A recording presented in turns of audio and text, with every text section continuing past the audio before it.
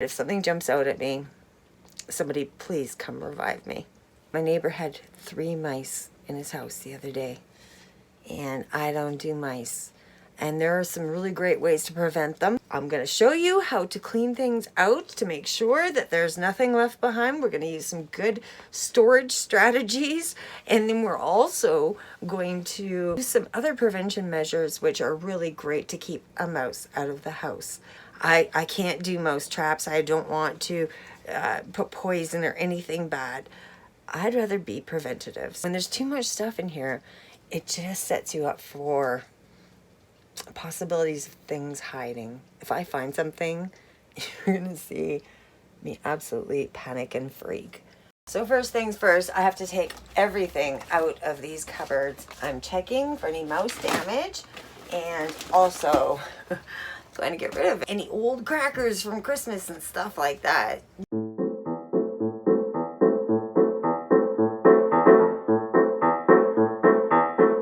There's no mouse poop, and that's what you look for. I highly recommend putting a liner into your cabinet.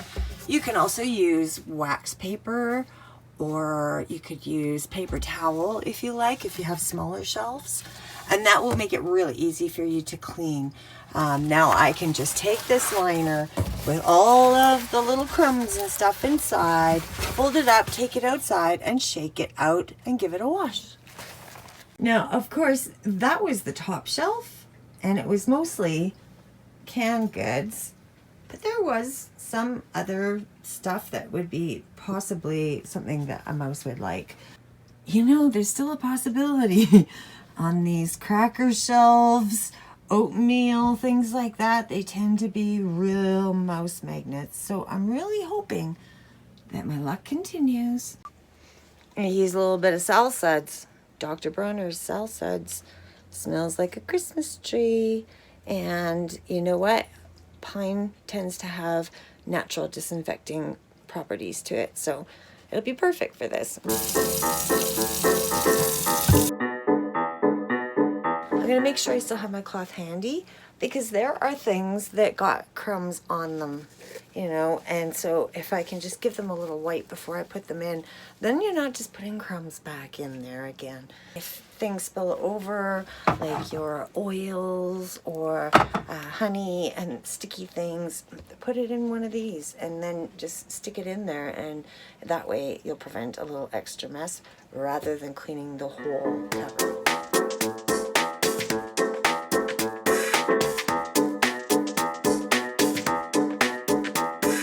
First shelf is done. It looks better than it used to be.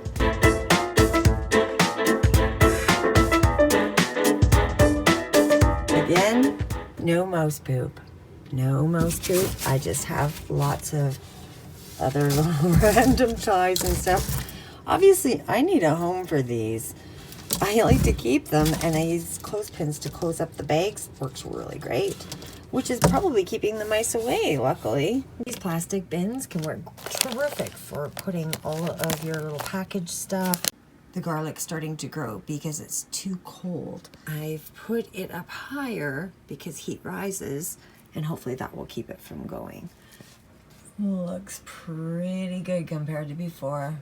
It's still piled up, but it's clean, and there's nothing to attract anything. Clean up gooey, yucky countertops and stovetops, because mice will get into everything. They will find those little crumbs in food and everything. So clean up after yourself really well, and then that way they'll have no reason to come to your house. Things that you know tend to attract mice can easily be put into jars and stored away so that they keep fresh, and you don't have to worry about anything getting into them. And I have one of the cleanest toasters known to man. The reason for this being, when I was young, I went to make toast and a mouse popped out of the toaster. That's my horror story for you. Crumbs are not good in your toaster. Clean them out. Tip your toaster over, give it a good shake, and keep it clean. never want to experience what I did, because to this day, I'm so paranoid of that happening again. And if you could hear this little pitter-patter going on in the background, it's because Elmo is making a mess with his food. That's what he loves to do. This is our ring-necked dove. And if you have a bird, you know that they do shoot their seed around.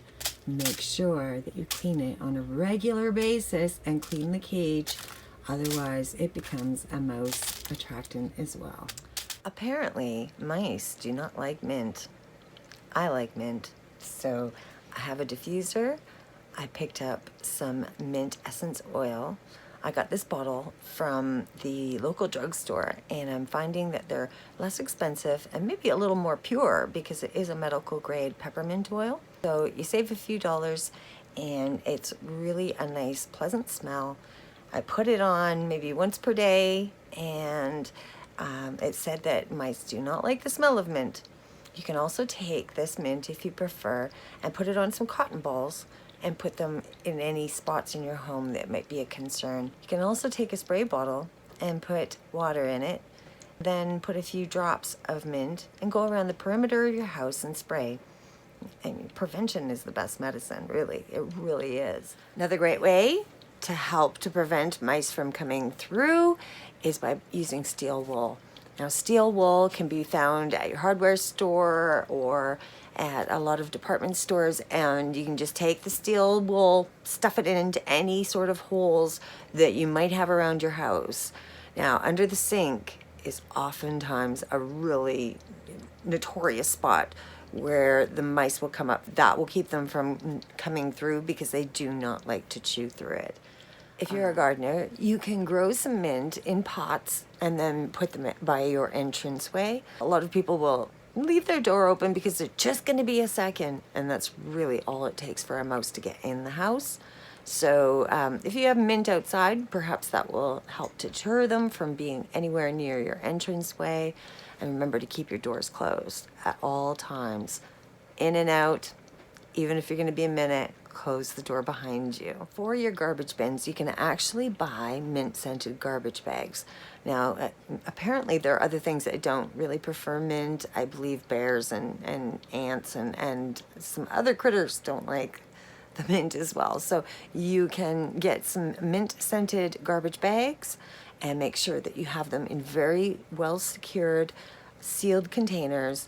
You don't want to be leaving your garbage lid open and letting that be an attractant. You want to make sure that you clean your bins on a regular basis, because it's that little spill here and there that ends up making odors and that ends up attracting little critters that you don't want, including mice. If you use a combination of all of the things that I've told you, you're going to keep mice away. Last thing on earth you want is for them to take over. They can do a lot of damage to your home.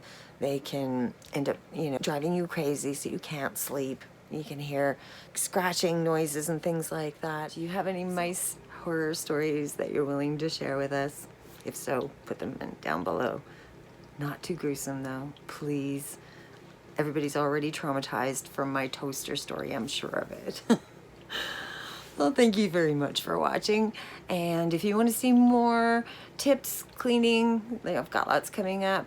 Every Saturday I'm going to post a new video for you, so don't miss out. And also subscribe to Debbie's Simple Life if you like, for a little change of scenery. Have a great day. Thank you so much for watching.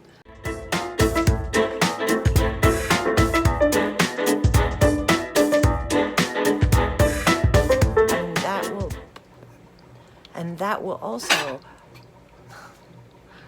I'm doing laundry and the whole trailer is shaking right now. That will also help to keep the mice away. I just feel like I'm vibrating.